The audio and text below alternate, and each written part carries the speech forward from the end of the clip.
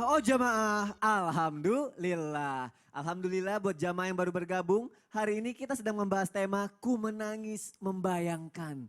Tapi nggak usah dibayangin dulu karena ada artikel yang harus aku bacain ya. Baik jamaah, langsung saja akan aku bacakan artikelnya.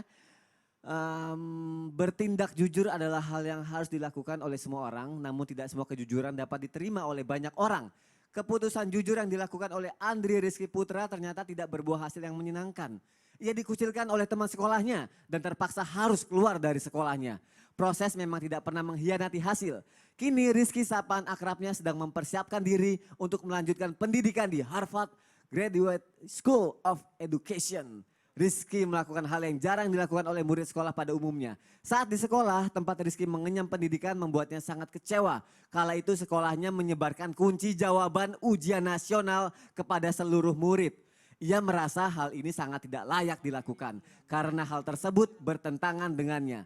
Rizky pun mengajak teman dan guru untuk jujur selama proses ujian. Namun sayangnya respon yang ia terima justru malah dikucilin.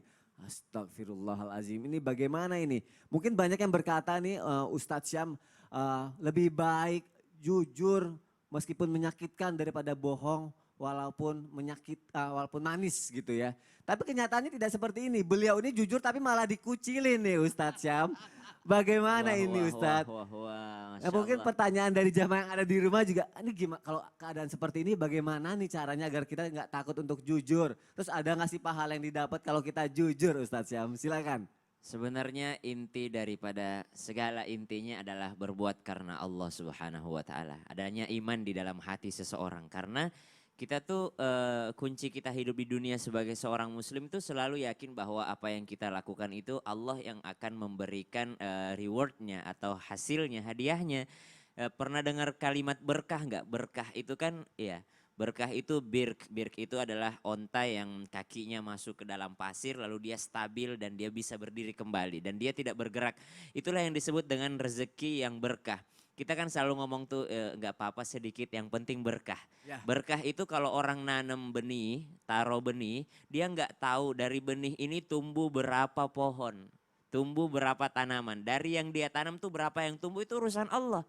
Ketika orang melakukan kejujuran, dia tidak akan pernah tahu kejujuran yang mana yang akan yahdi ilal bir. Karena Rasulullah katakan yahdi ilal bir.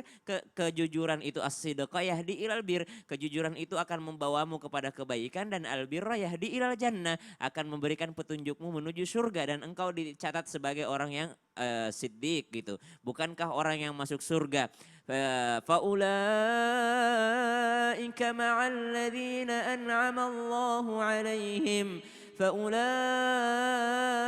مع الذين أنعم الله عليهم من النبيين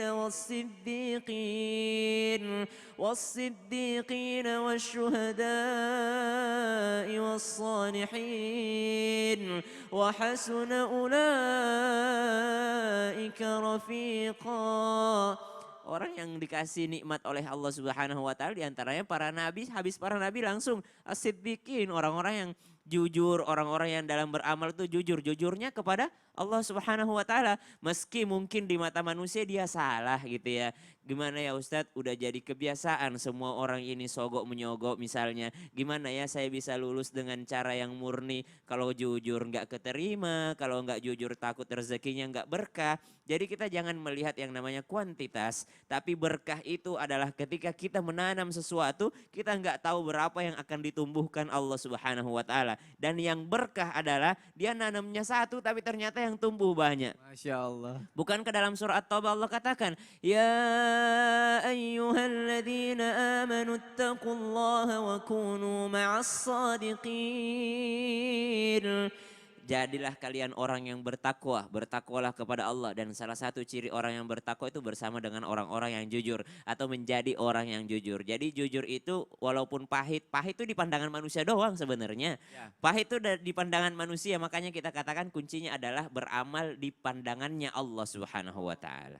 Iya. Karena manusia ya Ustadz ya. Bukan pandangan Akhirnya manusia. malah bukan cuma pahala doang yang didapat kan. Masya Allah. Langsung Harvard Lulus University, Harvard. Masya Waduh. Allah. Nabi ya luar Ya biasa Allah, ya. luar Nabi. biasa ya. Masya Allah. Salut saya dengan beliau, kejujurannya luar biasa. Masya Allah, berkah betul. Ini ya makanya yang disebut berkah ya, dan semoga Ini ini disebut memunculkan rizki-rizki yang lain yang bertindak jujur kalau ujian, akhirnya jadi banyak lagi orang-orang hebat yang ada di Indonesia ya. Udah namanya Rizki lagi. Sesuai namanya, Masya Allah. Baik, jamaah yang ada di rumah akan kita lanjutkan lagi tausiah kita. Nah ini ada pertanyaan yang aku penasaran banget, yang Ustadz Maulana juga bikin kita penasaran nih. Sekarang kita tagih.